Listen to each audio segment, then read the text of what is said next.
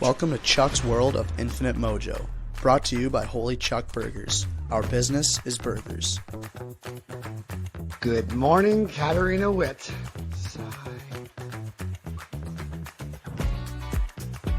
There's no such thing as bad boys, only boys with bad hair. Sponsored by Maxwell's Clothiers, your bespoke tailor since 1961. And now, your host of Chuck's World of Infinite Mojo, Chuck Basti. All right, we're back, and this is Chuck's World of Infinite Mojo, as you should know from that insane intro.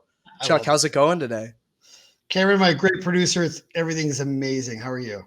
It's going pretty good. I'm having a great day so far. Thanks. All right. Well, we got Carter George from the Owen Sound Attack on the show today. And me being a goalie, I'm a little partial because obviously I like my goalies, they're my peeps. But I mean, like you being down in that London area that we don't speak of because of that team that resides in that area that we don't speak of. This might be a little confronting for you. So we're going to throw out a little trigger alert for you. Okay. Thanks for the heads up. Yeah. And I mean, that team that we don't speak of down the road, they're having a really good year so far as well. But I don't think they have too many bad seasons, Chuck. Let's make that clear. How about? But no, you're right. They are. Yeah, I'm going to disagree with you on that run so far. I have to, and I'm going to go with my cognitive dissonance on this one, just because like they're the London Knights. But my Peterborough Petes really hit him in the feels last year. Game 6 took him out, won the championship. That made up for a lot of those. So yeah, I digress. But enough of London and Peterborough. Let's talk about Owen Sound now and their amazing goalie and a high-touted draft pick for this upcoming draft. Yeah, kid's on fire right now. Like he's just feeling it. So one of my photographer friends, Mike Chenette, introduced me to Carter when he was with the St. Mary's Lincolns. And so he kept saying, hey, you got to see this kid. You got to see this kid. And of course, I was on a board of a junior C hockey team. So I'm like, junior C to junior B is not a huge difference in jump, in my book. But then Carter goes up to Owen Sound and just crushes it. And I was looking at his stats today, Cam. He had a .924 save percentage last year, which is something of Dominic Hasek ilk. He had 241 goals against average. He went 7-3. And this year here right now, he's facing 40 to 50 shots every single game that he's in there. Busy man. Yeah, and he's still, throwing up a .913 save percentage this year. His goals against averages is just a shade above 3 at .312. So him and I are going to have to talk about that just to get that down a little bit more. But he's 20-17. But he got nominated to the prospect team this year as well. He's the number 1 North American goalie going into the NHL draft this year, and he's just a damn good kid. Yeah, that's why he's here on the podcast today, right? Not just the hockey skills, but just the character as well. Yeah, so let's bring the kid up. Why not? And there he is. Carter George, welcome to the show. Thanks for having me. Well, I hope I didn't pad your stats there too, buddy, or pump your tires as well. And you're not going to go all red in the face on me on this one, but you're just having a great season. And, I've said this to you at the start of the season to now, but your edge work is on point. You're making some sick reads. I mean, your tracking has just been, I shouldn't say this too much to blow your head up, but I was sitting with one of the GMs. We won't say from what town they were from, but I kind of gave him the introduction. It was like, my boy's going to stand on his head tonight, and he's going to make your team miserable. And then I think there's 3 or 4 goals that you took away. And every single time he just looked at me, I'm like, hey, dude, I told you up front he was going to do this. Like, why are you making me up being the bad guy? Because, you came to play and you're just dialed in. So want to congratulate you on a great start to the year as well as last year as well, and just get your take on it. Yeah, thank you very much. I mean, so far our team's having a good season. Couldn't have done it without the guys in front of me and all the work that the coaches put in for us. I mean, our goalie coach, Paul Gibson, does a lot for me, and he tweaks my game a lot and tries to perfect it as much as possible. And obviously, like the off-season help from Matt Smith, who I worked with, he was a big help too for me, getting my game to the next level. But yeah, our season so far has been pretty well. Our team's playing really well, and we're starting to heat up come playoff time. And what do you think the difference was? Coming from the Lincolns as well, Junior B, getting the start up as well. Obviously, you walk in, got to be a little nervous, and you have a little bit of some butterflies coming in, playing with the big boys, you getting the call up.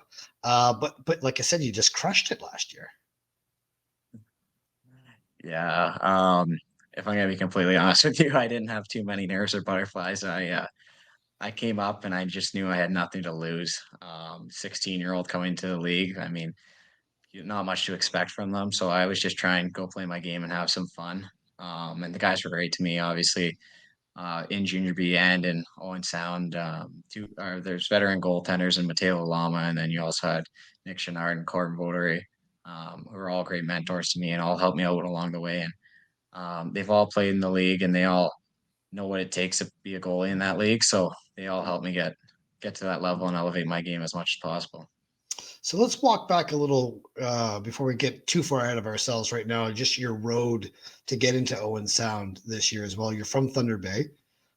Your family has now moved into Angus as well, which is a hop, skip, and a jump down from Owen Sound as well. But just tell me a little bit more about what you're coming down to the GTHL, coming down to the Toronto area ish, heavy on the ish, and then coming into Owen Sound after going to to St. Mary's. Yeah, obviously it's a big change.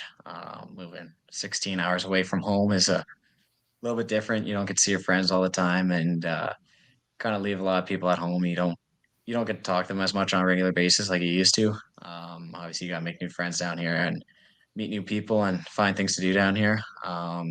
Obviously, I enjoy it down here. Our family loves it down in Angus. Great city there. And I was fortunate enough to play in a great city of St. Mary's and Old Sound. They've been great to me, great fan bases, both great organizations, and they treated me really well. So they've definitely made the adjustment real easy for me. So you come in as a 16-year-old, you're still in high school. We're going to roll some pictures here as well for you. Like sick mask there. It almost looks like something out of like Marvel comic strip. Like what's the creation with that?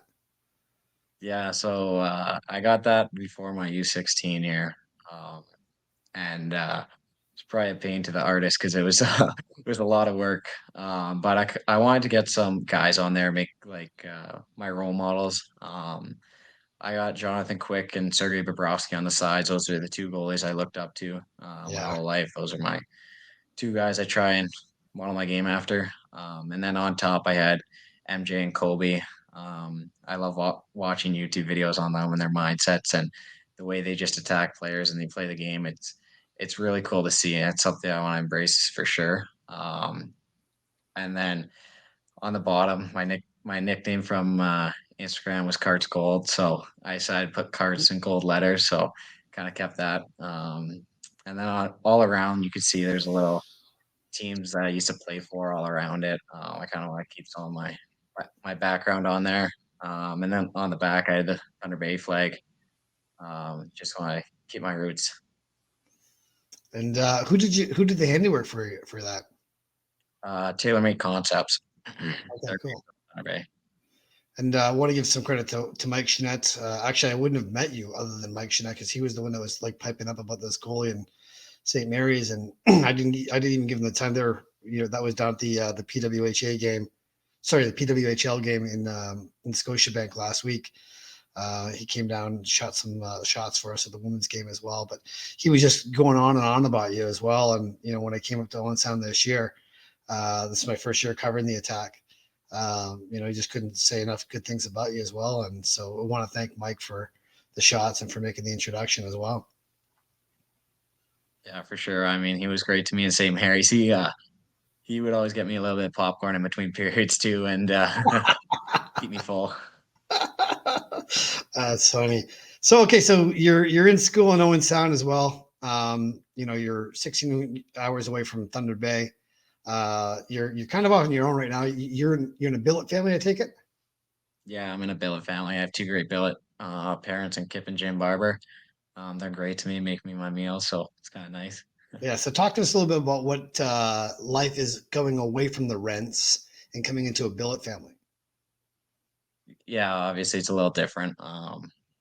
There's a little bit of adjustment in food. Like you're so used to what your mom makes you or your dad makes you, and there's just a little bit of adjustment of what you get fed every day or like snacks in the house. It's a little different, but my billets in St. Mary's, my billets here were great to me, and they made the adjustment super easy. Always having food and snacks in the house, always making me good meals.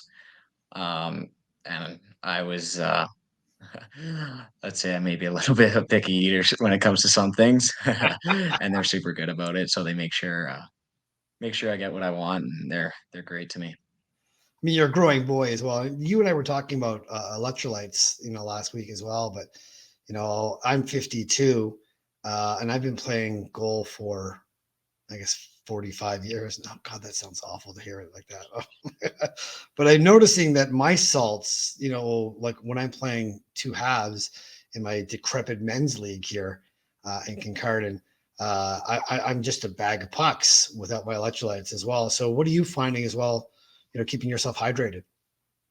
Yeah, for sure. Obviously, it's a big thing to stay hydrated in a long season. You always gotta replenish your water and your salts because you lose so much during a game and practices. You sweat so much out. Our trainer Andy Brown's been great with me. He's done a lot of stuff to make sure I replenish it. He makes sure I get drip drops, salt drinks, and make sure I replenish um, all my salt. And then he's always on top of me for drinking my water and making sure I drink enough water during the periods and all that. So he makes sure I stay healthy and I replenish everything. Yeah, I'm really bad with when it comes down to the waters as well because it just makes me pee through the middle of the night, and I just get uncomfortable with being an old man right now, and I don't have the confrontation skills to deal with that right now. So, but I'm going to go on to the Linka Gretzky Cup as well. So you got an amazing opportunity this summer as well. We got some pictures of that. Look at that. I mean, just wearing the maple leaf. You're abroad. Like, talk a little bit about like what you're going through, how you got the call. Tell us everything about this. So funny story. I got the call when I was working. I was working at McDonald's. I was on shift. So I got the call twice, and it was a state's number, and I'm like, why is I was a little confused why a state's number was calling me. Um, and then I went on my lunch, and I called the number back, and it was Justin Pogge, and I was in shock, and he was like, "Oh, hey Carter, I just want to let you know you made the team for Team Canada for the Linka Gretzky Cup. We picked three goalies. Um, it's going to be a 2 week thing. 1 week will be all training camp, kind of, and then the next week will be the tournament. So from there, I instantly called my parents to tell them I was super excited.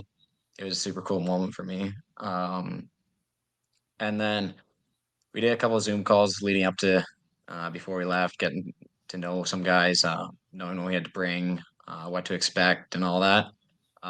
So did a couple of Zoom calls, and then we went over, went to Hungary. They a great spot, great hotel, great rink. They set us up perfectly. I want to thank them for sure because they made the experience a lot easier for us. They we were able to use all their facilities, gym, the rink to practice every day. Treat it as a main training camp, so it was pretty cool. And then we ended up scrimmaging their U20 team, which went pretty successful for us.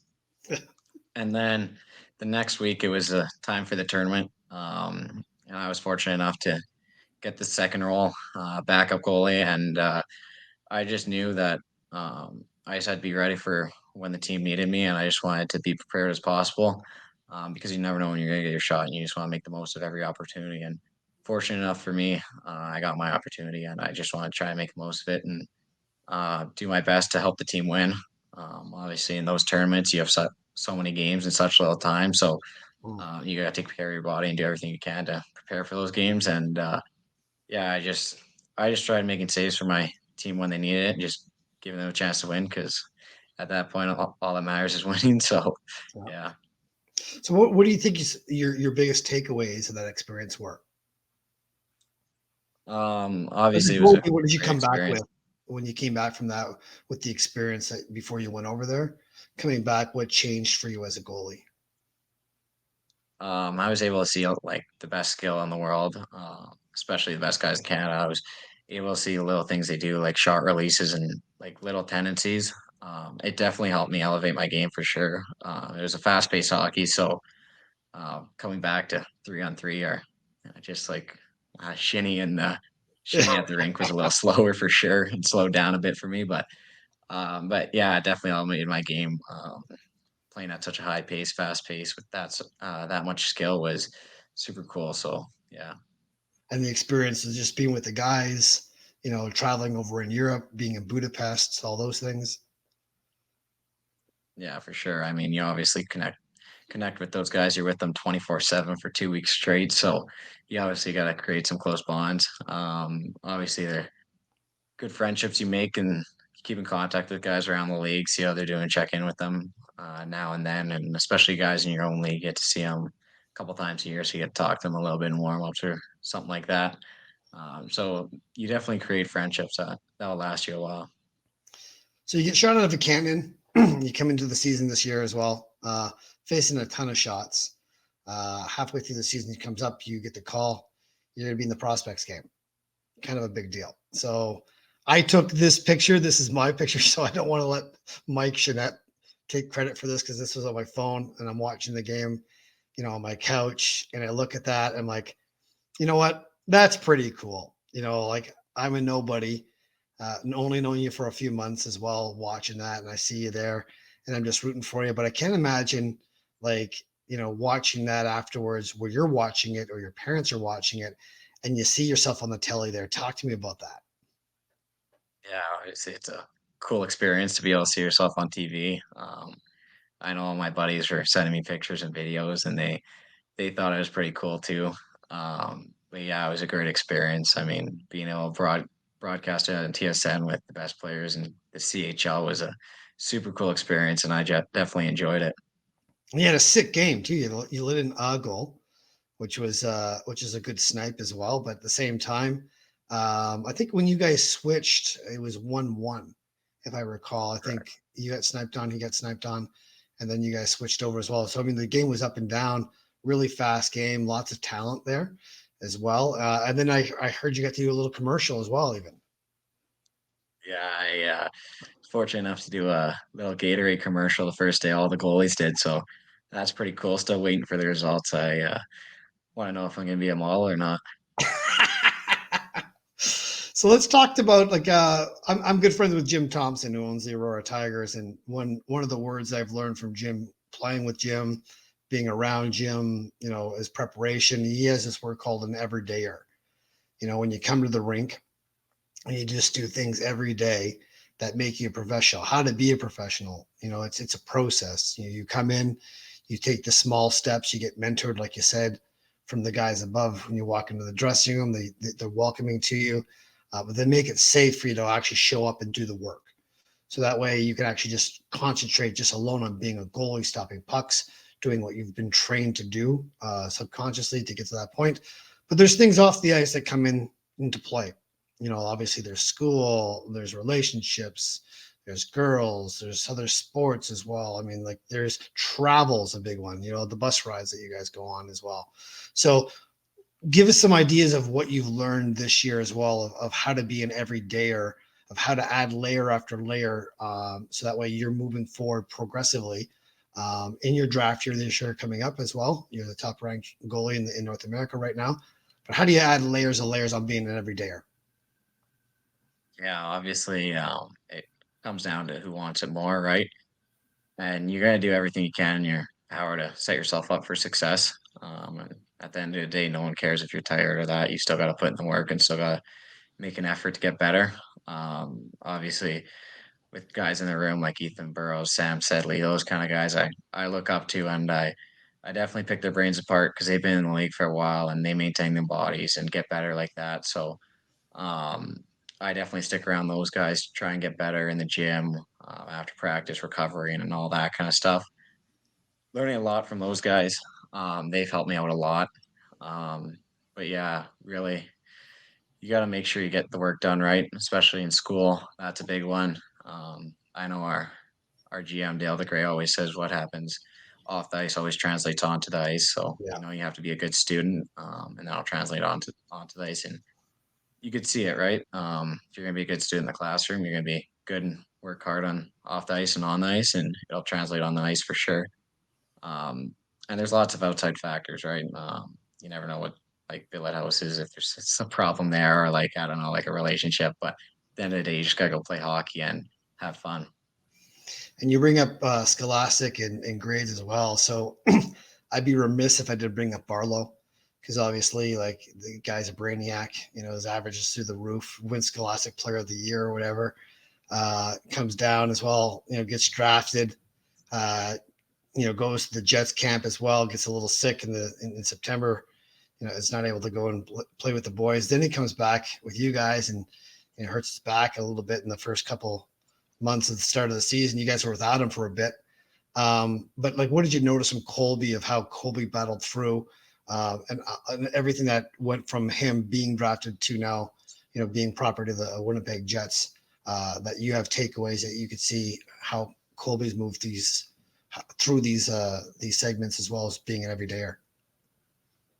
Yeah, for sure. I mean, he's a great guy to have in the room. I lean on him a lot. I pick his brain apart a lot too. He's really good to me and what to expect with all this. I mean, he's going through the same thing he went through the same thing I did, so he definitely helps me out a lot. But yeah, he obviously went through some adversity through his career. At Winnipeg camp, he got sick and injury this year, playoffs, little injury there. So um, he's really good at getting better and like he knows that no matter what, it'll work out, and he'll do everything he can to get back on the ice because he loves the game, and he he was hurt, and he would come in every day, work with the trainers just to get better.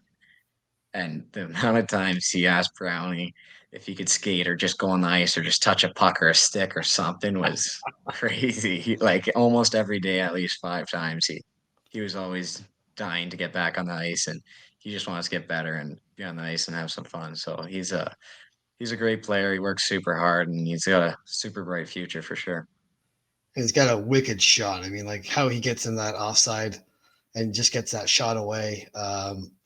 It's kind of funny because, like, one of my producers, Carrie Goulet, had Colby on as a 15-year-old on the podcast, and I went back and had a look at it, and Colby's got this big kind of chubby face, and he's got no facial hair. And it was Hockey Day in Canada last year, and I went up to talk to him and just said, "Hey, listen, you're on my producer's podcast," and I didn't even know him because he'd grown all this facial hair, and it looked like Colby Barlow's dad, because, like, he just grew 5 inches, throwing some weight, grows a better beard than I can right now as well. And then he gets, sidelined as well. Then he shaves, and I looked at him. I didn't even recognize him. And then, like, literally 7 days later, he comes back with a full beard. Just like, this guy's like 18 years old, like, and he's got 13 different faces, already with that as well. But I mean, just an amazing kid, a crazy great snipe. It's been amazing to have him back for you guys as well, because I know he does yeoman work, especially on that power play as well. And he's really sniped a lot in the last month or so to bring his totals back. And now he's chasing Burrows, and he's passed Burrows and into and Danny Gore as well. But I just thought you'd just talk about a couple of the guys as well on the team. Yeah, obviously we got a great leadership group, a lot of veteran guys on our team. Our overagers are super good to everyone, great mentors. They work very hard on and off the ice, always trying to get better, and it shows on the ice. If you look at their stats, I mean, they're some of the best in the league right now, and it feeds off onto other players around you, right? When you have guys working hard like that and keeping your teammates disciplined, like you see the whole team start getting better slowly, and it just makes they make the players around them so much better. And you got guys like Barlow, like you said, who's just puts the puck in the net no matter how he does it. He finds a way. Mad skills. He's a super talented kid with a lot of skill and a high ceiling for sure. And then we got guys who we brought in trade deadline, like Connor Smith and Sam McHugh, who went through a long playoff run last year. Guys ask them about it all the time. Really good to them and tell them what to expect and talk about the grind of it and everything. And those two, I feel like, will help us a lot in come playoff time. I mean, they've been through it once; they could do it again, right? So um, they're I think they're really good assets to bring in for sure. And I'd be remiss if I didn't actually bring up Jackson Stewart because like he's a pounder. A lot of fun to watch on that ice. I mean, obviously, I know he's a bottom six guy, but give Stewie give him his due and pump his tires a little bit because he's a dude. Yeah, he's he's definitely the funniest guy on the team. He's quite the jokester. I know like him and Hooky and Okay. Smitty will always talk about who would win a fight between the three of them because they're all pretty good fighters. And they all Yeah, got great flow too, like great hair, like just great flow. yeah, they always talk about who's got the better lettuce for sure. So one thing I want to talk about is your gear as well. So we'll see if we can bring a couple pictures up here as well. I got a little collage there, but you rock CCM. So just a little curious about how you've tweaked it, what you like about it, why you stay with it, what your comfort level is as well. And obviously you changed obviously from Holinka to now. And just good looking kit. I love CCM. I'm a Reebok guy from my end, which is kind of like the whole CCM vibe. Yeah, But toe off the boots, your glove. Talk a little bit about your gear. yeah. Last year, once I signed, they offer you what gear you want to get. They just recommend get the same stuff you had in minor midget, right? Just keep it the same. So I had CCM my whole life. I've always wore CCM or Reebok. I've always wore that. I've always used a Bauer stick because they're nice and light. So I kind of just stuck with the same thing. Um, I stuck with the same equipment I've pretty much used all my life. I'm not a big fan of new equipment. I hate breaking it in. I like a nice worn in a bit. So I didn't want to change anything. I didn't want to tweak anything at all. Um, and then with my stick, I tried in my minor major year. I cut a little notch out on the paddle there, and I like it a lot. Like So on your finger, that your was something sugar I finger. tweaked. Yeah, it's kind of like a Yeah, trigger grip. I'll do that too. It's Yeah. something I tweaked once I was able to get my sticks paid for. Definitely did it a lot more often. Um, so I didn't have to spend that much money if I cut it too much and I break it. So that was nice. And but yeah, Owen sounds great to me. They There's the get me back of whatever equipment Stewie's I. lettuce right there on the right hand side. There, that's Stewie there on the right hand side with his lettuce kind of peeking out there. I don't know how goalies like I played paddle down, so like I was always a butterfly goalie. Back in my day, everyone was a stand up, and I was what they call the butterfly goalie. I like Tony Esposito and Vladislav Tretiak and how they would kick their legs out to take the bottom part of the net out. And I was a short goalie. Obviously, I'm 5'8", so I didn't have the height that you have, but I had quickness to it. But then the paddle down, technique came, for Dominic Hasek. And I don't know how you didn't take your finger off when you played paddle down. And I had to take a little notch in my stick just so I wouldn't take my index finger off, because sometimes I go down and my finger would just overlap that paddle a little bit and I'd crush it on the ice getting down as well. And now they don't play that way anymore. And it's, your RVH. Talk a little bit about your edge work as well, because, I want to talk about other goalies who are watching this, like what you do for your edge work.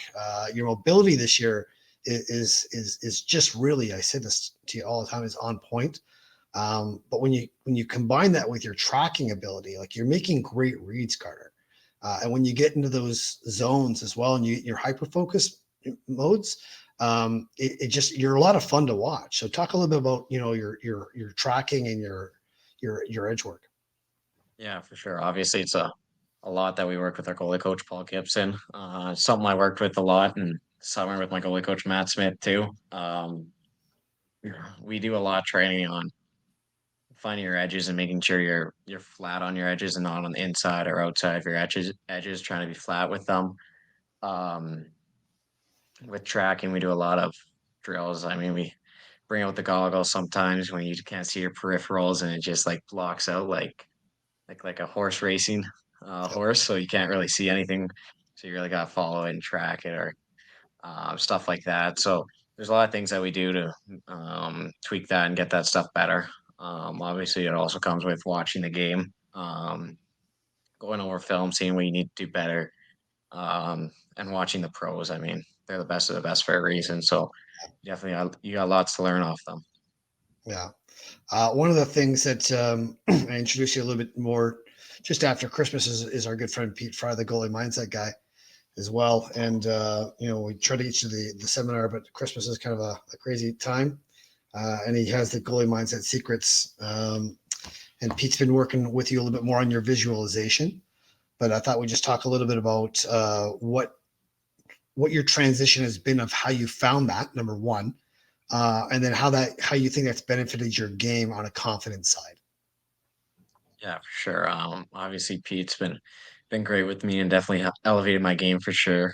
Um, we work on a lot of things of staying in the moment, staying in the present during the game, and not focusing on the result, and not looking too far forward, and just staying present. Work on things where um, stuff like not being so focused all the time when the play's not on your end because you're burning concentration calories, right? So you want to conserve those as much as possible.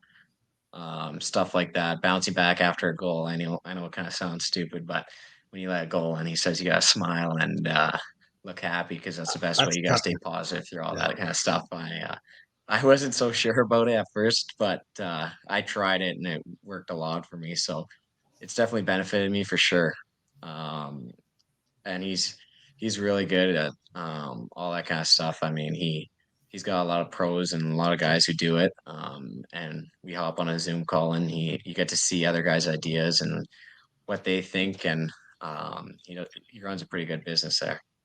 Yeah, I mean, you and I were talking about the smiling thing, and as a goalie, the last thing the one thing I always struggle with as a goalie, and keep in mind, I was a hot mess. Like I thought I had fairly good talent and reflexes, but I just could not control my emotions.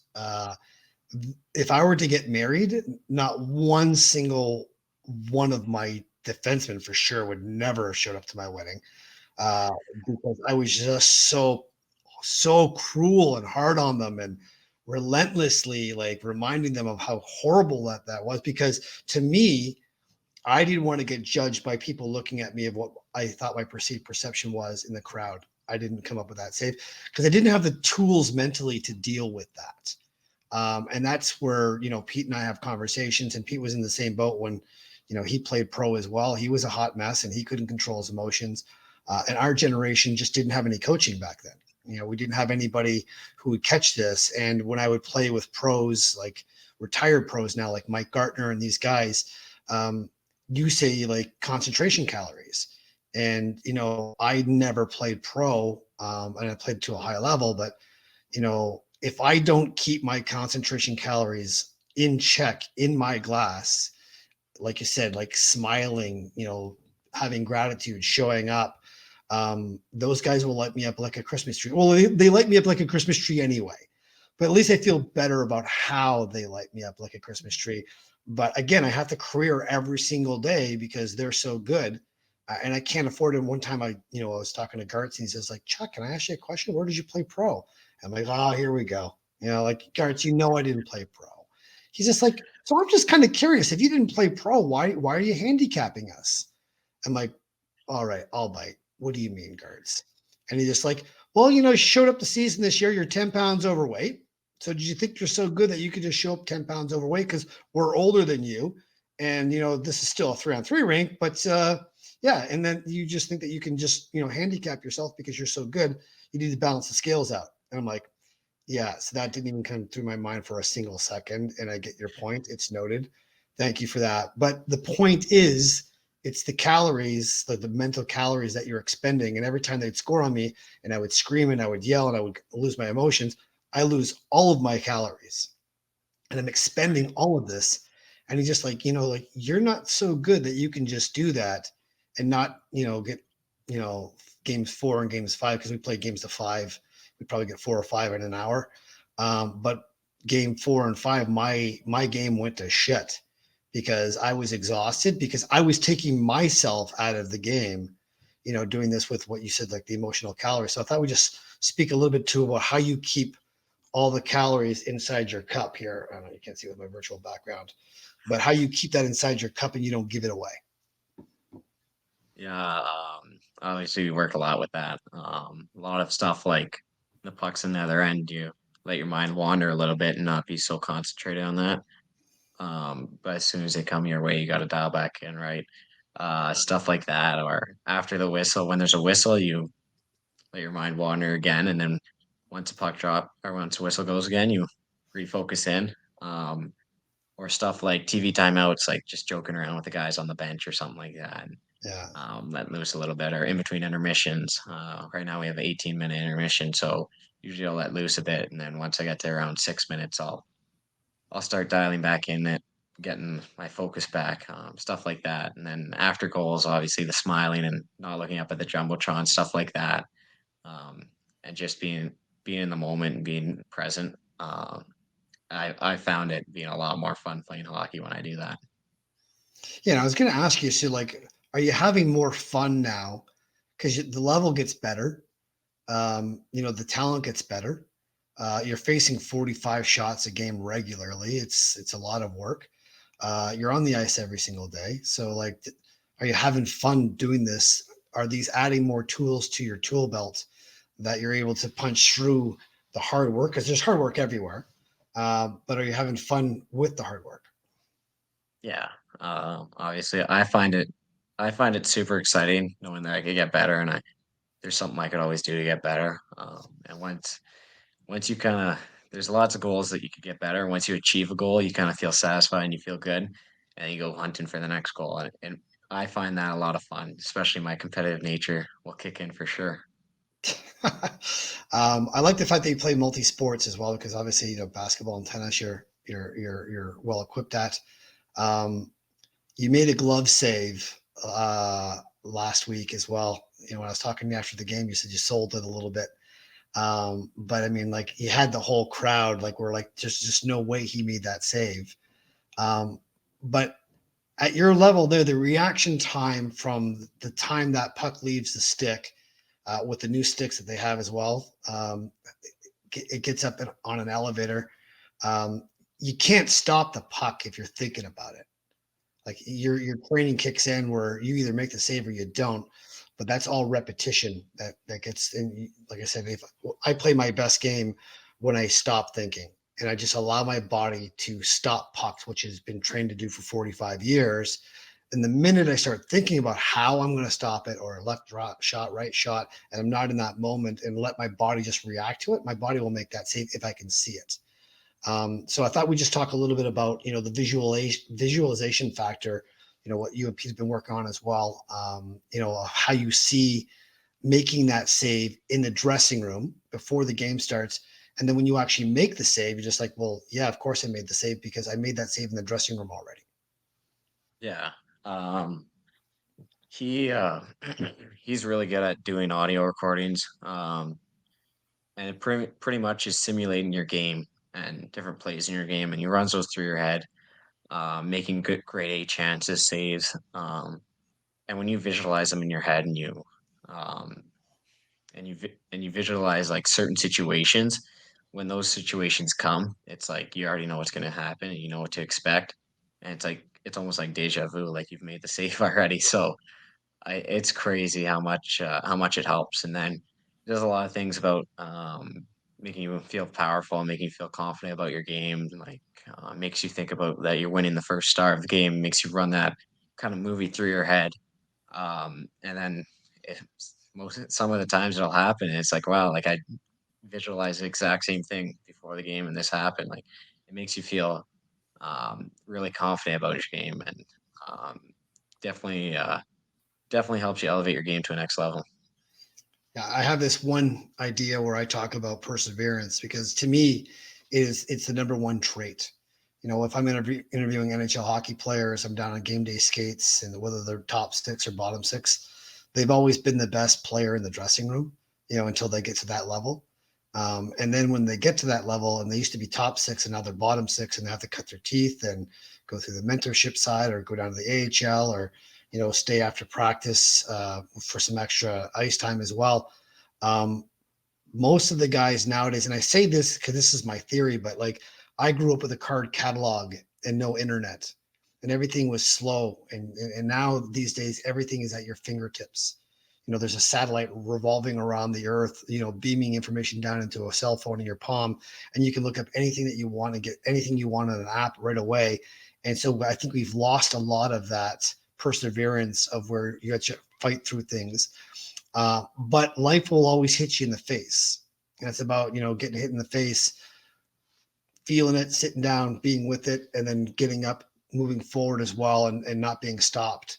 And that's an art form these days as well. So I just thought we'd just talk a little bit about what you do for perseverance. And, when you lose and it's a close game, and like I say, you're taking 45 shots a game.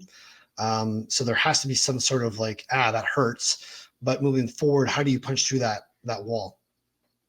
Yeah, obviously you're gonna face adversity in your career, and you gotta find ways to fight through it. I mean, it's a roller coaster. There's lots of ups and downs throughout your career. Um, Never get too high on your highs, never get too low on your lows. I always like to say, stay nice and neutral through the middle.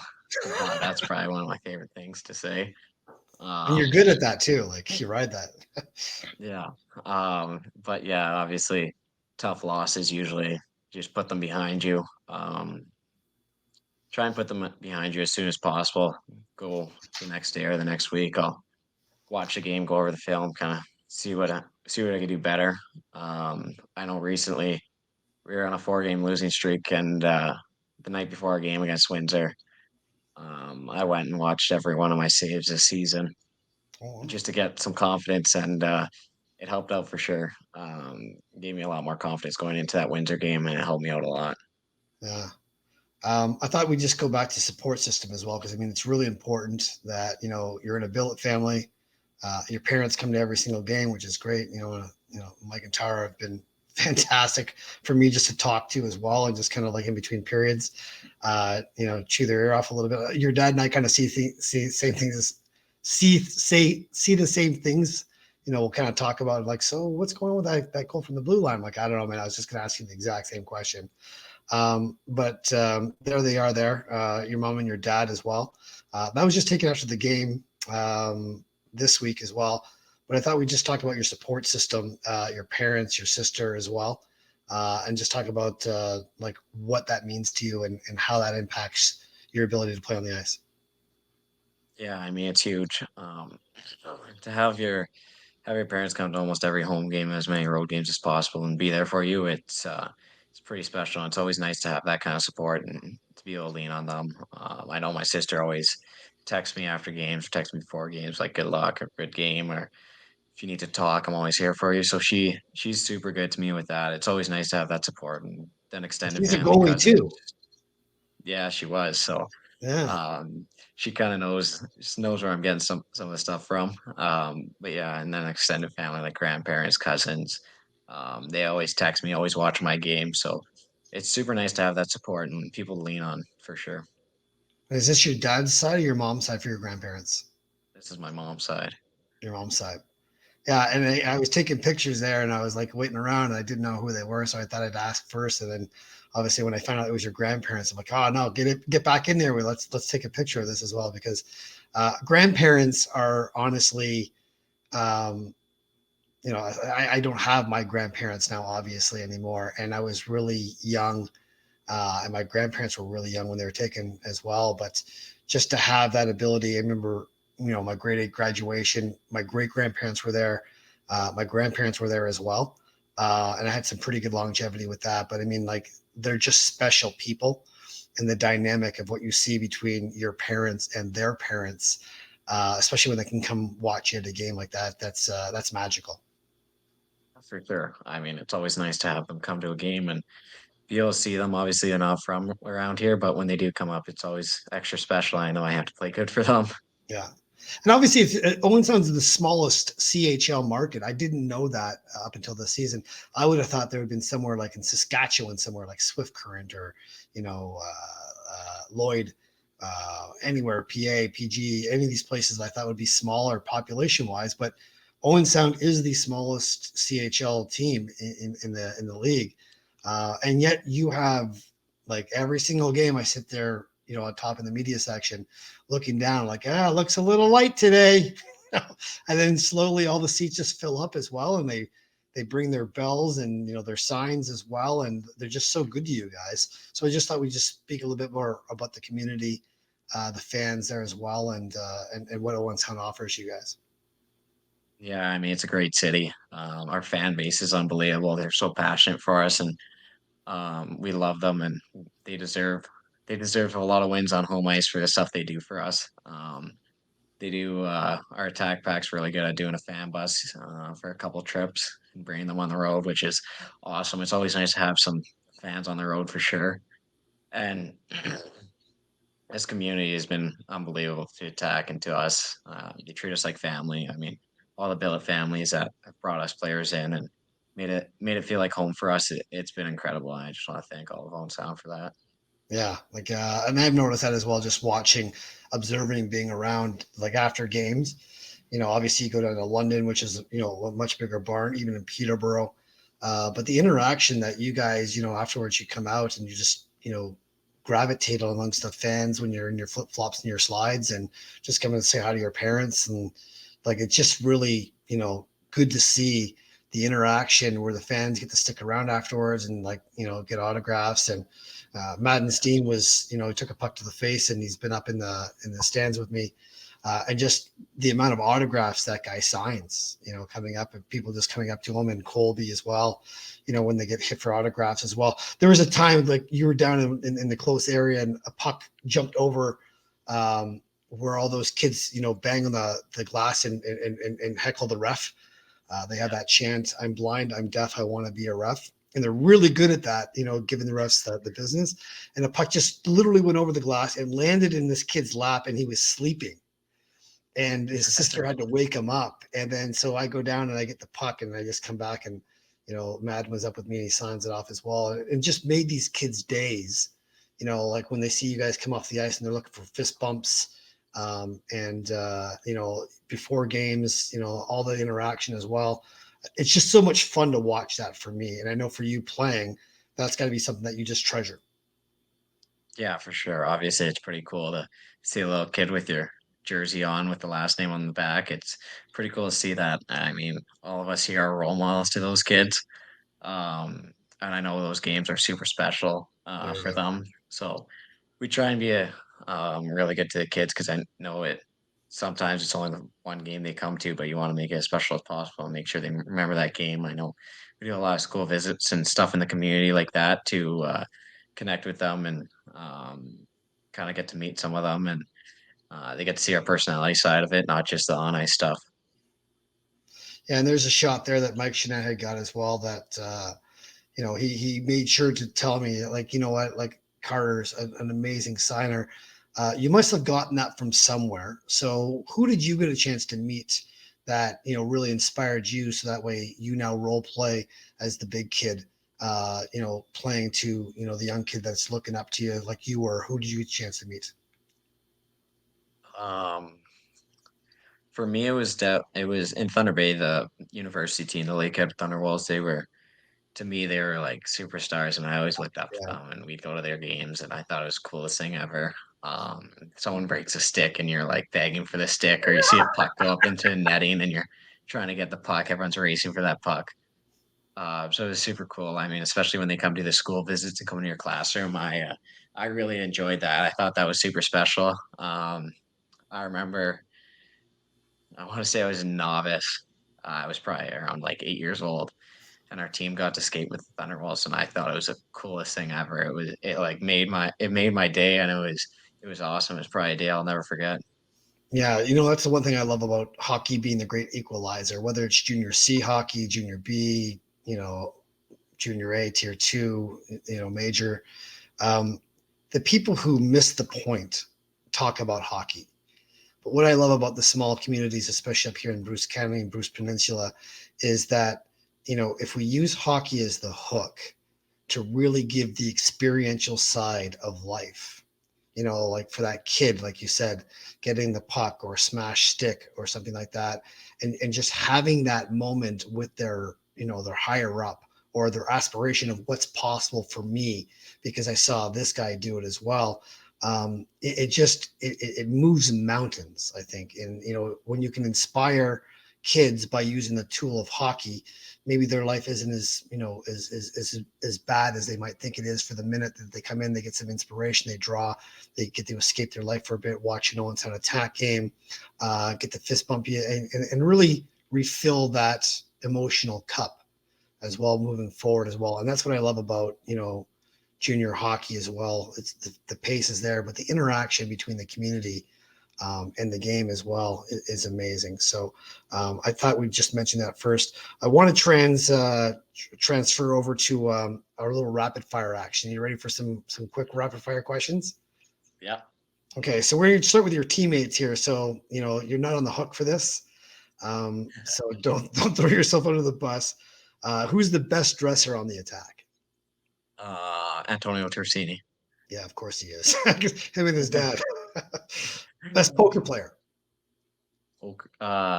Ethan Burrows. Really? I never would have gotten that. I'll have to check his mom with that one. Like, okay. Checks flex on stick when he misses the net. Oh, Barlow. Don't even have to think about that And one. he's always down low in the post too when he does that as well, and he bends that stick. The amount of times that guy will switch sticks during practice if he doesn't score is crazy. Best road partner for you? Corb. I room with Corb, so I have to say him. Okay, Rotary? Yeah. Yeah. Who's the dude on the team with mystique? Like you're not really sure where that cat's coming from. He's got his own style. He's got his own mystique. He's that guy with charisma and like, wow, look at that cat go. James Petrovsky. All right. The I or the Y? What's that? I. Defenseman. Defenseman, yeah, James. Yeah, the Y. Who's got more swag than they should probably have? Oh, that's a tough one. I go with Jake Crawford on that one. All right. Because of hockey, I got to meet who?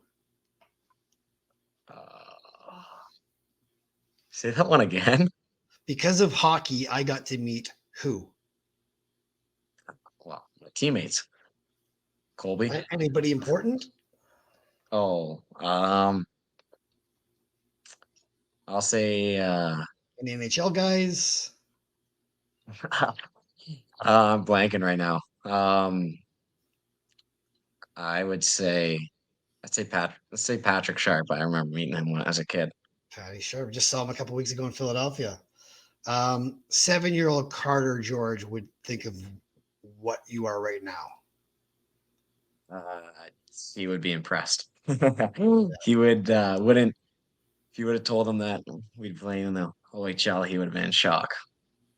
All right. All right. Favorite athletes in different sports?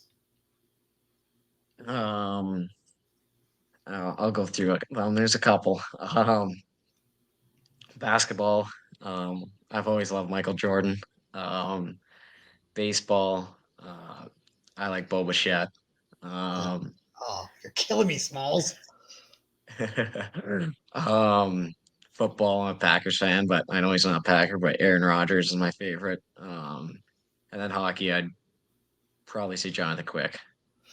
When I got to see Jonathan Quick, it was the All-Star game in Ottawa. I think I got to say it was 2011. He just turned 2012, and I was there with Jeremy Roenick, and I was talking to Scott Hartnell, and Quickie walks by, and he's going to go to the shower, and I just couldn't stop looking at the size of the cat's legs.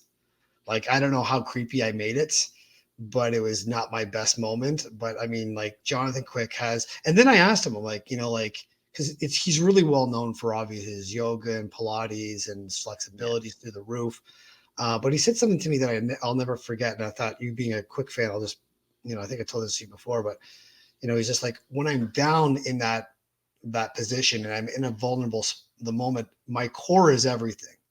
Because if somebody falls back on me or I have to adapt to get out of that, that's where things go wrong. So that's the reason why, my core is everything to me in that moment as well. But yeah, I thought that was like really extremely useful that I could pass that on. Yeah, for sure. I mean, that's something cool and something like one of those pros advice kind of thing that you get to take in and try and add to your game. And obviously, I'll definitely be doing some ab workouts after that. I just wish I just wasn't as creepy as like looking at the cat's legs. As just look at the size of the tree trunks on that guy. Him and Yarmy Yager, like they're the two guys as well.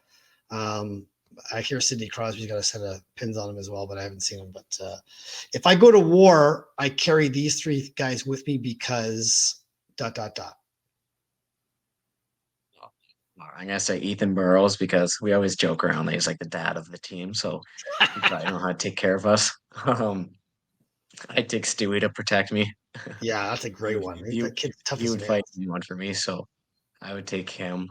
Um, and I would take let's see. I take Maddenstein. He seems like he'd know that kind of stuff and be good with that. He's the Ginger Ninja. People don't know it, but I'm really good at what? Oh, tennis. Right. In my downtime, I like to what? Uh, I like to read and meditate a bit. Really? Yeah. Speak more to that. What are you reading? What are you reading right now that you're going to pass on? Right now I'm reading it's Champions Mindset, I think. So it's kind of like different athletes and their mindset. I read one called Mind Gym, which is similar. It's just kind of mindset stuff that I try and bring to my game. Pete Fry's also got the goalie practice mastery, the success journal. I'm not sure if you can see that from you can't because of my background screen. But journaling, you do you journal at all? Are you a guy who walks through afterwards, sits down, breaks down the game, and then like learns from that moving forward while you journal? Yeah, once I started working with Pete, I started getting onto that journaling every day of just making sure I do little things, and then I do pre and post game journals too. Mm. So, what would you like to pass on right now to younger kids coming up that you think would be valuable for them? Just keep working. I mean, you're going with lots of ups and downs, and you just gotta keep working and get better. Do everything you can to be successful. And how would they go through that wall when things are not going well? I mean, it's easy to always like keep riding shutouts and making nice saves and having good games, and but obviously you get beat, and at every level that you're at, you'll get beat, you'll lose. What's your advice to the kids moving forward of finding that way to get the support or to push through that perseverance wall? Yeah. Never get too down on yourself. Always look for positives when you come out of it. I know it's easier said than done. It can be tough in the moment to do, but um, always look for positives and stay positive through it all because everything happens for a reason. And it'll work out in the end for sure. I truly believe that. Actually, I wrote a novel about everything happens for a reason and a purpose, and it serves us. And don't try to make sense of that right now because it's not exceedingly fair life. Um, but if you look at it from a context, how I look at it now, from a context, is how I see my life going never works out. My way never is the best way. And the better off I can be is how I pivot when life gives you COVID or takes away family members or takes away a dream that you thought you should have had or you worked really hard for. And you can sit and you can sulk in that moment, or you can actually sit with it, which is really hard for most people to do because we're so trained to go, drink it away or drug it away or gamble it away or shop it away or whatever, internet it away, to get out of that bad feeling rather than just sitting in that feeling and then saying, okay, it will pass. And now I'm building that capacity moving forward. So that way, the next adversity comes, I liken it to if every problem in life could be a numerical value of 5 out of 10, but you had the ability to problem solve that problem at a 3 out of 10, that would be a significant obstacle. But as you start adding layers and you start getting more mentally tough and adding tools to your tool belt, and you have the capacity to deal with that as a 7 out of 10, well, that 5 out of 10 problem isn't a problem anymore. But it doesn't change the numerical value or the difficulty of that problem, but you've grown through that. And moving forward from that, like, life will give us these abilities. And if we have destination disease where we think this is where I should be, this is where I should have been, this is what should have happened, you get caught in that destination disease rather than just going through the journey of putting you where you should be and bettering yourself in every moment moving forward. That, and that's what I love about your game, Carter, is that you're on that journey and you're not looking for the destination, and you're able just to hyper focus and keep that as well. And I think you're going to do fantastic things, and I'm really looking forward to watching you play along with the Attack as well down the road. And I really wish you well for your draft year as well. I'm going to be watching you on TV just like I was on the Prospects game. Saying, hey, I know that dude. That dude. That guy. That guy gets it. That guy deserves it as well. Yeah, and it's going to be really fun, and I know for your parents as well. It's going to be amazing to watch their son that is just that little kid that you'll never escape them out, and now you're going to be this grown man with your first signing bonus and get your first truck and getting some nice things, because it's nice to have nice things. But to them, they're always just like, yeah, be grounded as well. So before we go, I wanted to give you the chance just to thank anybody who has gotten you where you were, obviously your parents as well, but if there's anybody else in your community, teammates, players, friends, anybody else that you want to take a moment just to thank. Yeah, obviously, my first one will have to be holy. I like to thank my parents and my family. I mean, they're always there for me, my biggest supporters. Especially my grandparents and cousins are always there and always texting me. So I just want to thank them. And I'd like to thank all my coaches, coaches, teammates, and teachers and strength coaches, and all of them have helped me along the way. I just thank you for everything. Yeah. Well, dude, it's been great to have you on the show as well. Looking forward to having you finish up the season. Playoffs is coming up as well. I'm going to be in your corner rooting for you as well. Thanks for being on the show, Carter. Thank you very much for having me. And that's Carter George, goalie extraordinaire. He's going to do great things coming up in his draft year this year. He's not defined by being a goalie. He just happens to be a guy who stops pucks really well. But as well, like, just a great kid. And just, it's amazing when hockey, coincides with talent and personality as well, because it doesn't often always happen. But when it does happen, it's magical as well. So with that being said, I'm going to bring up my producer, Cam LaRock, and we're going to get his take, even though he is a London Knights supporter, which we're not going to actually talk about right now. But Cam, what'd you think? Yeah, Chuck, another great show. Like everything you said about Carter before the show, I saw, like, you just talked about how great of a kid he was, and he gets it, and yeah, I definitely see that now. But there's a couple things I wanted to touch on. One, you didn't know this either. I did not know that Owen Sound was the smallest market in the CHL entirely. I figured it'd be the smallest one in the Ontario League, Yeah. but all of CHL, wow, especially since this brings my second point. I've been following the Attack a lot more this year, just being a part of this podcast, and wow, they have just an amazing community there, an amazing fan base. Like, they just seem to pack that barn every week, and seems like a great place to play and everything like that. So, that being said, I just couldn't believe it was the smallest market. And your boy Denny Core is just killing it this year as well. Yeah, he's having himself a good season. I think he had an 8-point game. Yeah, he did not too long ago. Yeah, Yeah, he had a Hattie with like 5 apples as I well. believe it was. Well, it's not that hard to believe that it's a franchise-setting record with that 8 points in one game. That's something special. And it still blows my mind that he's undrafted. It just, like, I've talked to the scouts about that and GMs about that in the league as well. It just blows my mind. But he's on the top line with Burrows and with Barlow. And they're just having a really great season, a lot of fun as well. Film that net. Like I said, Barlow was out for a good month and a half or so. Middle of the season as well. But yeah, he's whenever I hear the name Denny Gore, I think of you, because like he's your guy. Yeah, I mean, Denny was I'm the same age as him, both born in 2003, and since novice he was the man around Chatham Kento. We knew he was going to go somewhere, and we're all just rooting for him to make it to the show. But that actually reminds me, I wanted to bring up Carter's 10 gamer that he got when he was 16, and I liked you asked him about his nerves, and I liked how he said he wasn't even concerned with that, and Yeah. he just saw the opportunity and he wanted to take it, and look where he is now. So congrats to him for taking that opportunity and running with it. You know what? I just love what he said when I asked him that, and he just said, "I had nothing to lose." Yeah, And exactly. if I go back to like some of the things in my life where I'm 52 now, I wouldn't make the same choice right now because I'd be a little bit more scared at 52 than I was at 22. But it stemmed exactly from that. When Carter said that to me, I'm just like, dude, I know exactly what you're talking about because one time I took $40,000 that I made and I put it all into one thing. I didn't even think twice about it, and it paid off at the end of the month. And I was just like, and everyone's like, "Weren't you scared?" I'm like, "No, I had nothing to lose."